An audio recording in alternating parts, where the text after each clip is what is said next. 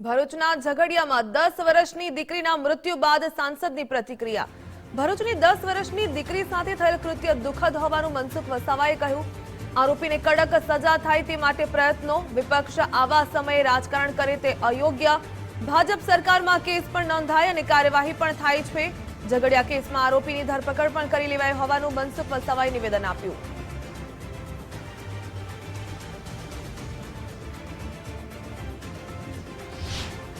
10 વર્ષની દીકરી પર રેપ કરવો અને રેપ કર્યા પછી આ પ્રકારનું કૃત્ય કરવું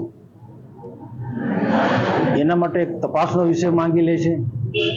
માનસિક વિકૃતિનો માણસ છે કે કોણ છે એના માટે પણ તપાસ કરવું જરૂરી છે, જેથી કરીને ભવિષ્યમાં આવા ગુના કેમ કરીને પોલીસ રોકી શકે એ એંગલથી એસઆઈટીની પણ રચના કરી છે। 2 થી 3 ડીવાયએસપી પીઆઈ અને આખી ટીમ એની તપાસ કરી રહી છે।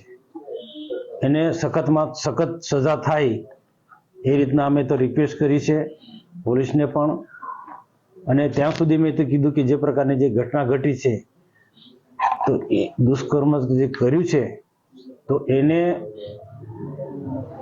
કડકમાં કડક સજા કરતા પણ ફાંસીની સજા આપવી જોઈએ એ રીતના મેં તો માંગણી કરી છે કે જેથી કરીને આવા ભવિષ્યમાં આવા દુષ્કર્મીઓ આમાં આવી રીતના નિર્દોષ દીકરીઓ પર રેપ ના કરે।